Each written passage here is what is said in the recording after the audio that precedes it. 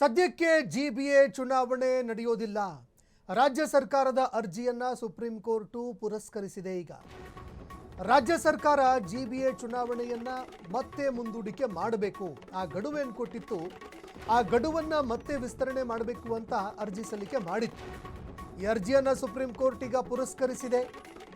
GBA ಚುನಾವಣೆಗೆ ಸಮಯವನ್ನ ಕೊಟ್ಟಿದೆ. ಈಗ ಸುಪ್ರೀಂ ಕೋರ್ಟ್ ಮತ್ತೆ ಜಿಬಿಎ ಚುನಾವಣೆಗೆ ಸಮಯಾವಕಾಶ ಕೊಟ್ಟಿದೆ. ಡಿಸೆಂಬರ್ ಒಳಗಾಗಿ ಚುನಾವಣೆ ನಡೆಸೋದಕ್ಕೆ ಸುಪ್ರೀಂ ಕೋರ್ಟ್ ಸೂಚನೆ ಕೊಟ್ಟಿದೆ. ಮತ್ತೆ ನೆಪ ಹೇಳಬೇಡಿ ಅಂತ ಸುಪ್ರೀಂ ಕೋರ್ಟ್ ಹೇಳಿದೆ. ಈಗ ಮತ್ತೆ ನೀವು ನೆಪ ಹೇಳಬಾರದು ಅಂತ ಸುಪ್ರೀಂ ಕೋರ್ಟ್ ಹೇಳಿದೆ. ಡಿಸೆಂಬರ್ 31ರ ಒಳಗಾಗಿ ಜಿಬಿಎ ಚುನಾವಣೆ ನಡೆಸೋದಕ್ಕೆ ಆದೇಶ ನೀಡಲಾಗಿದೆ. ರಾಜ್ಯ ಸರ್ಕಾರಕ್ಕೆ ಈ ಬಗ್ಗೆ ಸುಪ್ರೀಂ ಕೋರ್ಟ್ ಸ್ಪಷ್ಟವಾಗಿ ನಿರ್ದೇಶನಗಳನ್ನು ಕೊಟ್ಟಿದೆ. ಈಗ ಮತ್ತೆ ನೀವು ಜಿಬಿಎ ಚುನಾವಣೆಗೆ ಸಂಬಂಧಪಟ್ಟಂತೆ ನೆಪ ಹೇಳಬಾರದು, ಇದನ್ನೇ ನೆಪ ಮಾಡಿಕೊಳ್ಬಾರ್ದು. ಜಿಬಿಎ ಚುನಾವಣೆಯನ್ನು ಡಿಸೆಂಬರ್ ಒಳಗಾಗಿ ನಡೆಸಲೇಬೇಕು ಅಂತ ವಾರ್ನಿಂಗ್ ಕೂಡ ಕೊಟ್ಟಿದೆ, ಗಡುವು ಕೂಡ ಕೊಟ್ಟಿದೆ. ಇನ್ನು ರಾಜ್ಯ ಸರ್ಕಾರಕ್ಕೂ ಕೂಡ ಈಗ ರಿಲೀಫ್ ಸಿಕ್ಕಂತಾಗಿದೆ. ರಾಜ್ಯ ಸರ್ಕಾರ ಚುನಾವಣೆಯನ್ನು ಡಿಸೆಂಬರ್ ಒಳಗಾಗಿ ನಡೆಸೋದಕ್ಕೆ ಅವಕಾಶ ಮಾಡಿಕೊಡಬೇಕು. ಈಗಾಗಲೇ ಈ ಹಿಂದಿನ ಆದೇಶ ಏನಿದೆ ಅದನ್ನು ಮತ್ತೆ ಪರಿಷ್ಕರಣೆ ಮಾಡಿ ಗಡುವನ್ನು ವಿಸ್ತರಣೆ ಮಾಡಬೇಕು ಅಂತ ಮನವಿ ಮಾಡಿಕೊಂಡಿತ್ತು. ಡಿಸೆಂಬರ್ 31ರವರೆಗೆ ಈಗ ಕಾಲಾವಕಾಶವನ್ನು ವಿಸ್ತರಣೆ ಮಾಡಿ ಸುಪ್ರೀಂ ಕೋರ್ಟ್ ಆದೇಶ ಹೊರಡಿಸಿದೆ.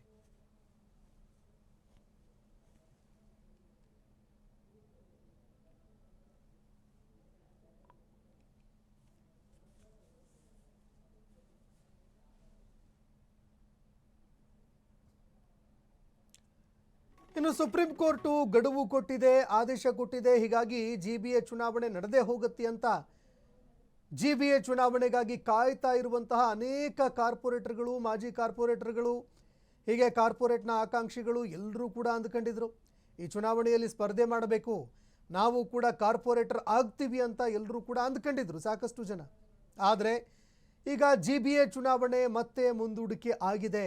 ಹೀಗಾಗಿ ಯಾರ್ಯಾರು ಜಿಬಿಎ ಚುನಾವಣೆಯ ಆಕಾಂಕ್ಷಿಗಳಾಗಿದ್ರು ಎಲ್ಲರಿಗೂ ಕೂಡ ನಿರಾಸೆಯಾಗಿದೆ ಒಂದು ಕಡೆ. ಮತ್ತೊಂದು ಕಡೆ ರಾಜ್ಯ ಸರ್ಕಾರಕ್ಕೆ ಬಿಗ್ ರಿಲೀಫ್ ಸಿಕ್ಕಿದೆ.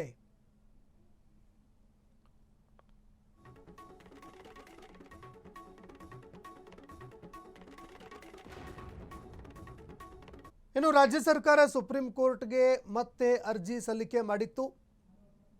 ಈ ಹಿಂದೆ ಕೊಟ್ಟಿದ್ದಂತಹ ಆದೇಶ ಏನಿತ್ತು, ಗಡುವು ಏನಿತ್ತು, ಆ ಗಡುವನ್ನು ವಿಸ್ತರಣೆ ಮಾಡಬೇಕು, ಆದೇಶವನ್ನು ಮತ್ತೆ ಈಗ ಪರಿಶೀಲನೆ ಮಾಡಬೇಕು ಅಂದರೆ ಸುಪ್ರೀಂ ಕೋರ್ಟ್ಗೆ ಈ ರೀತಿಯಾಗಿ ಅರ್ಜಿ ಸಲ್ಲಿಕೆ ಮಾಡಲಾಗಿತ್ತು. ಸುಪ್ರೀಂ ಕೋರ್ಟ್ ಈ ಅರ್ಜಿಯನ್ನು ಕೈಗೆತ್ಕೊಂಡು ವಿಚಾರಣೆ ಕೂಡ ನಡೆಸ್ತು.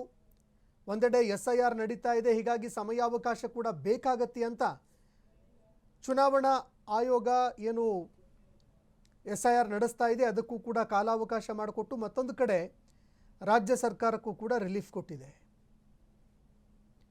ಈ ಬಗ್ಗೆ ಮತ್ತಷ್ಟು ಮಾಹಿತಿ ಕೊಡ್ತಾರೆ ಸಹೋದ್ಯೋಗಿ ಸಾಹಿಲ್. ಡೆಸ್ಕಿಂದ ನೇರ ಸಂಪರ್ಕದಲ್ಲಿ ಜಾಯ್ನ್ ಆಗಿದ್ದಾರೆ. ಸಾಹಿಲ್, ಒಂದು ಕಡೆ ಯಾರ್ಯಾರು ಆಕಾಂಕ್ಷಿಗಳಿದ್ರು ಚುನಾವಣೆಯಲ್ಲಿ ಸ್ಪರ್ಧೆ ಮಾಡಬೇಕು ಅಂತ ಅವರಿಗೆ ಬ್ಯಾಕ್ ಟು ಬ್ಯಾಕ್ ನಿರಾಸೆ, ಮತ್ತೊಂದು ಕಡೆ ರಾಜ್ಯ ಸರ್ಕಾರಕ್ಕೆ ರಿಲೀಫು, ಚುನಾವಣಾ ಆಯೋಗಕ್ಕೂ ಕೂಡ ಒಂದು ರೀತಿ ರಿಲೀಫು. ಹೀಗಾಗಿ ಯಾವ ರೀತಿ ನೋಡಬಹುದು ಈ ಆದೇಶವನ್ನು ಅಂತ? ಸಂತೋಷ್, ಈಗಾಗಲೇ 9 ವರ್ಷ 9 ತಿಂಗಳು 18 ದಿನ ಕಳೆಯಿತು. ಕಾರ್ಪೊರೇಟರ್ಗಳಿಗೆ ಅಧಿಕಾರ ಇಲ್ಲ. ಅವರನ್ನ ಮಾಜಿ ಕಾರ್ಪೊರೇಟರ್ ಅಂತ ಕರೀಬೇಕೋ, ಹಾಲಿ ಕಾರ್ಪೊರೇಟರ್ ಆಗಬಹುದು ನೀವು ನಾಳೆ ಅಂತೇಳಿ ಭರವಸೆ ಕೊಡಬೇಕು, ಅರ್ಥ ಆಗದ ಸಂದಿಗ್ಧ ಸ್ಥಿತಿಯಲ್ಲಿ ಈಗಿರುವಂತಹದ್ದು. ಎಲ್ಲ ಒಂದು ಕಡೆ 369 ಬೆಂಗಳೂರಿನ ಹೊಸ ವಾರ್ಡುಗಳ ಸಂಖ್ಯೆ ಜೊತೆಗೆ 900ಕ್ಕೂ ಹೆಚ್ಚು ಆಕಾಂಕ್ಷಿಗಳು ಕಾಯ್ಕೊಂಡು ಕೂತಿದ್ದಾರೆ.